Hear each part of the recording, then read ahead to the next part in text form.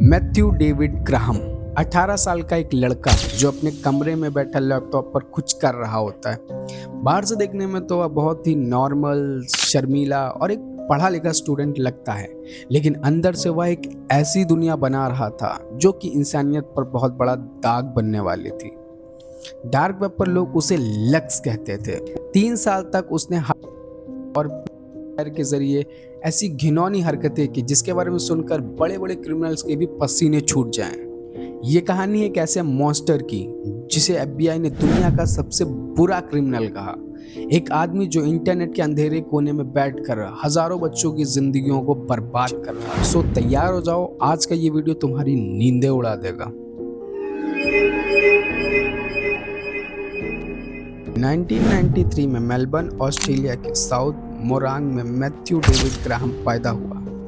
एक normal middle class family में पला बड़ा। उसके मॉम डैड उसको और उसकी बहन को बहुत अच्छी जिंदगी देना चाहते थे। डेविड की स्कूलिंग काफ़ी ज़्यादा सही हुई थी। वो स्कूल टाइम में बहुत ही अच्छा स्टूडेंट था, वो अच्छे मार्क्स लाता था, बहुत ही डिसिप्लिन स्टूडेंट था। सब टीचर उसकी तारीफ किया करते थे। वो अपने कॉलेज टाइम का टॉपर हुआ करता था, लेकिन ये परफेक्ट बच्चा तो कुछ और ही बन रहा था।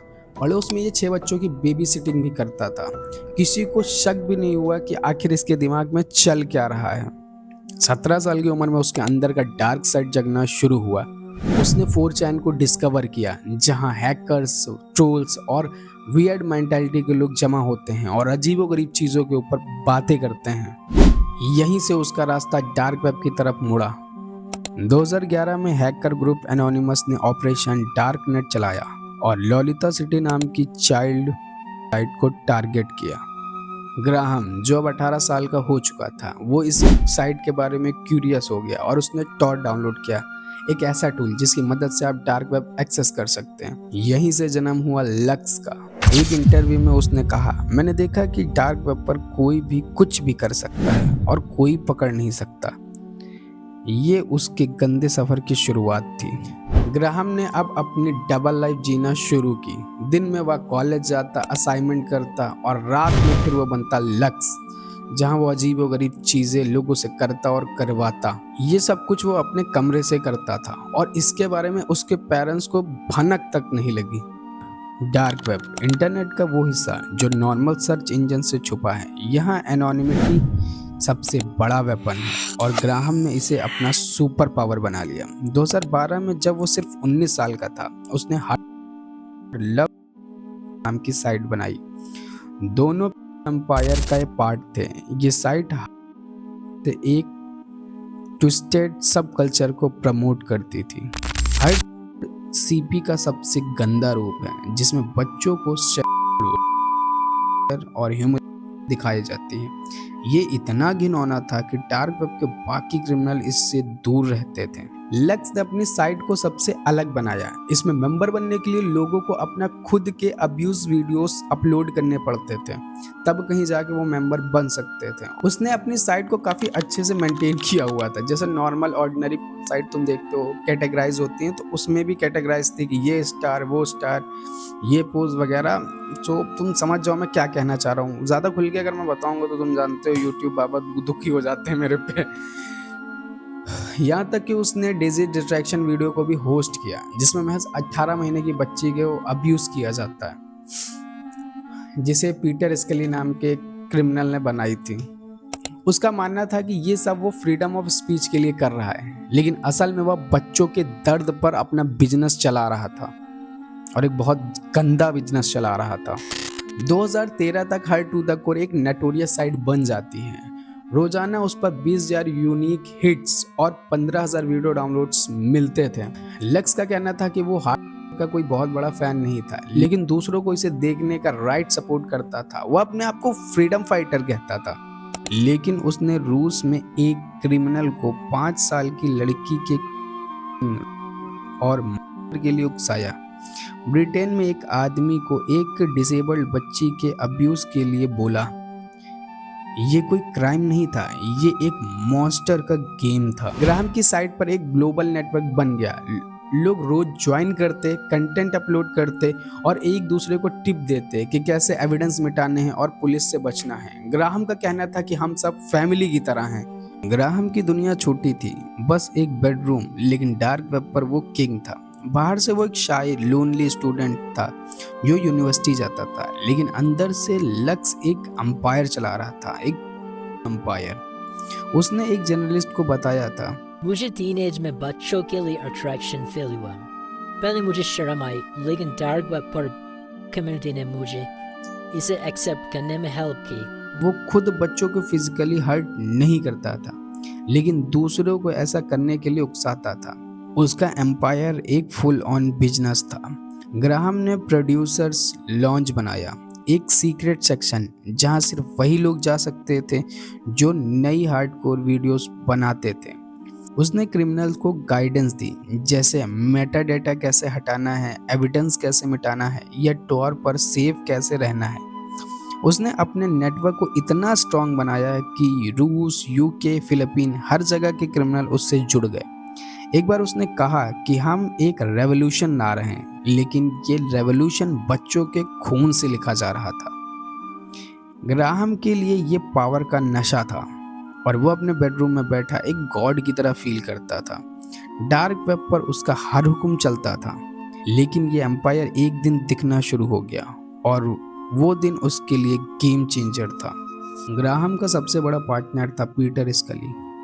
आई थिंक मुझे इसके बारे में तुम्हें ज़्यादा बताने की ज़रूरत नहीं है। अगर तुम मेरे रेगुलर ऑडियंस हो तो इसके बारे में बहुत अच्छे से जानते होगे, और अगर नहीं जानते हो तो तुम्हें वीडियो दिख रही होगी, जाके देख लेना, चैनल पर पड़ी हुई है। ग्राहम और स्कली ने मिलकर नो लिमिट फन जैसी साइटें चलाई। ये एक ऐसा प्लेटफॉर्म था जहां कोई रूल नहीं था, बस एक ही शर्त थी, कंटेंट जितना गंदा होगा उतना बेटर। ग्राहम प्रोड्यूसर लॉन्च में बैठकर लोगों को नए आइडियाज़ देता, किसको टारगेट करना है, कैसे शूट करना है और कैसे सेफ रहना है। उसने एक ग्लोबल सप्लाई चेन बनाई। फिलीपीन में स्कली वीडियोस बनाता और ग्राहम उसे डिस्ट्रीब्यूट करता। एक विक्टिम के पेरेंट्स ने कहा कि हमें लगा हमारी बेटी सेफ है, लेकिन वो लक्स के नेटवर्क का शिकार बन गई। ये नेटवर्क छोटा नहीं था, रूस से लेकर यूके तक हर जगह के लोग ग्राहम के साथ जुड़ रहे थे। एक रशियन यूजर ने 5 साल की लड़की का वीडियो बनाया और ग्राहम ने उसे साइट पे टॉप स्पॉट दिया। एक ब्रिटिश आदमी ने एक डिसेबल बच्ची के साथ क्राइम किया और ग्राहम ने उसे हीरो बोला। ये एक ऐसा वेब था जो हर दिन बड़ा होता जा रहा था और हर दिन और बच्चों की जिंदगी छीन लेता था। लेकिन आखिर ये खेल कब तक चलता? एक ना एक दिन तो इसे बंद होना ही था, और उसकी शुरुआत यहाँ से होती है। लक्स को पकड़ना आसान नहीं था। वो टॉर और फ्रीडम होस्टिंग का यूज़ करता था। ये वो टूल हैं जो आइडेंटिटी को छुपाते हैं, और इसमें लक्स मास्टर था। 2013 में FBI ने उस पर नज़र डाली और फ्रीडम होस्टिंग को हैक किया और उसे बंद कर दिया। लेकिन लक्स इससे डरा नहीं। उसने अपनी एक होस्टिंग सर्विस शुरू की और अपने एम्पायर को और बड़ा बनाने लगा। लेकिन उसका ओवर कॉन्फिडेंस उसकी बर्बादी का कारण बनने वाला था। उसने एक एनोनिमस मेल FBI को भेजा, जिसमें उसने कहा कि मुझे 50,000 बिटकॉइन दो और इम्यूनिटी दो, मैं अपनी साइट का एक्सेस तुम्हें दे दूंगा। ये लक्स की सबसे बड़ी गलती थी। 2014 में एक ग्लोबल इन्वेस्टिगेशन शुरू हुई। FBI, ऑस्ट्रेलियन फेडरेशन पुलिस और टास्क फोर्स ने मिलकर लक्स को ट्रैक करना शुरू किया। डिटेक्टिव सार्जेंट स्टफर्ड को शक हुआ कि साउथ मोरांग का एक घर इसका सेंटर है। 2 साल की कड़ी मेहनत के बाद पुलिस ने अगस्त 2014 में उसके घर पर रेड मारी, जिससे कि वो घबरा गया और उसने एक और बड़ी गलती कर दी। उसने अपना फ़ोन और पासकोड पुलिस को दे दिया, और उसके फ़ोन में पता है क्या निकला? उसके फ़ोन में 3 फोटोज़ मिली, 2 मरी हुई लड़कियों की और एक अब्यूज़ की। और वो अब्यूज़ की फ़ोटो के बारे में जानना चाहते हो? उसमें एक पर्सन किसी 2 से 3 महीने के बच्चे के ऊपर खड़ा था।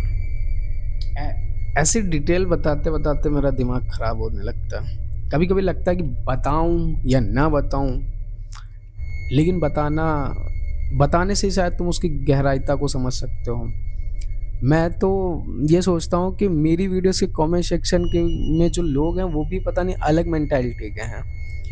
कमेंट में मांगते हैं कि भाई लिंक दे दे, या भाई ये है, इतना भी बुरा नहीं है, मैंने देख रखा है, मैंने ये कर रखा है।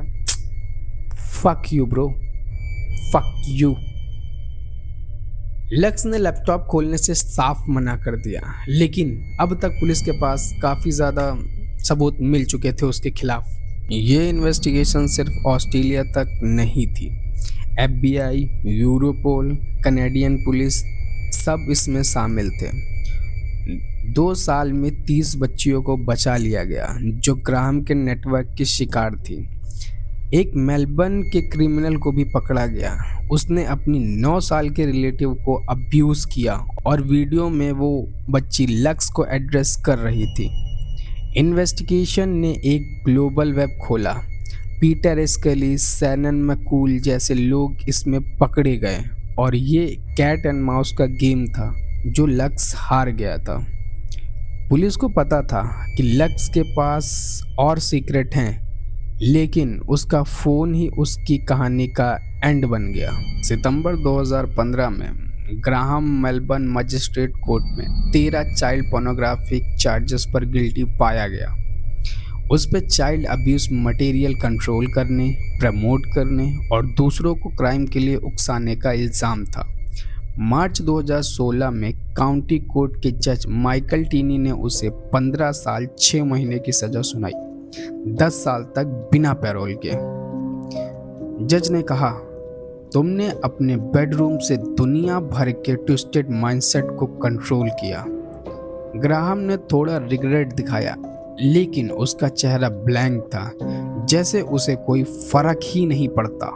ग्राहम के पेरेंट्स को यह बिलीव ही नहीं हो रहा था कि उनका बच्चा ये सब कैसे कर सकता है। ग्राहम के पेरेंट्स ने उस घर को बेच दिया और जो सेकंड ओनर है जिन्होंने घर लिया, उन्होंने जब सफाई की तो ग्राहम के रूम से एक नोट मिला जिसमें लिखा हुआ था कि ऐसे बच्चों से पेरेंट्स को डर के रहना चाहिए।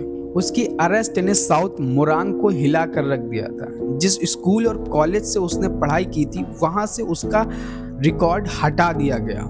आखिरकार हर्ट टू द कोर को हमेशा के लिए शट डाउन कर दिया गया।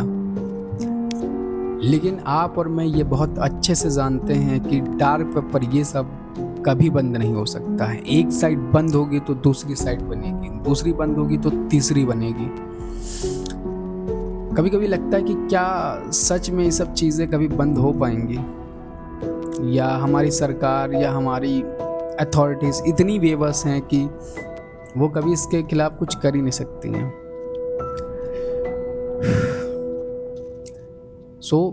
मैं तो ये सोचता हूँ कि मैं तुम लोगों के लिए इतनी वीडियोस बनाता हूँ, इतनी मेहनत करता हूँ, आखिर क्यों करता हूँ?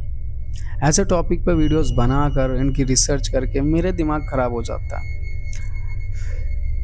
लेकिन तुम्हारे लिए बनाता हूँ आखिरकार, क्योंकि मुझे मज़ा आता है इसमें। ठीक है, तुम देख रहे हो नहीं देख रहे हो, जब तक मेरा मन है तब तक मैं वीडियोस बनाऊंगा।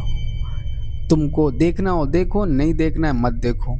और मेरी वीडियोस में एक लोगों ने कमेंट किया था कि भाई ये सब बता के तू और इन चीज़ों को प्रमोट कर रहा है। भाई मैं उन यूट्यूबर्स की तरह नहीं हूँ जो ये बताते हैं कि आओ बताता हूँ कैसे इस वीडियो को डाउनलोड किया जाता है। उन लोगों से तो मैं काफ़ी अच्छा हूँ और मैं बस वीडियोस एजुकेशन पर्पस के लिए बनाता हूँ कि जिससे तुम्हें नॉलेज हो कि ऐसी भी चीज़ें ज़िंदगी में या दुनिया में एग्जिस्ट करती हैं। ज़रूरी नहीं कि जो तुम देख रहे हो, जो तुम्हारे आसपास चल रहा है वही सब रियल हो और वैसा ही पूरी दुनिया में हो रहा हो। सो गाइस, ये था आज का हमारा वीडियो। अगर तुम लोग को वीडियो पसंद आया है तो वीडियो को लाइक करो यार, और चैनल को तुमको पता है सब्सक्राइब करना है। बाकी मिलते हैं हमारी एक और नई वीडियो में, और अगर तुम्हें किसी टॉपिक पर वीडियो चाहिए तो कमेंट करो, वीडियो बन जाएगी। मिलते हैं हमारी एक और नई वीडियो में, तब तक के लिए जय हिंद।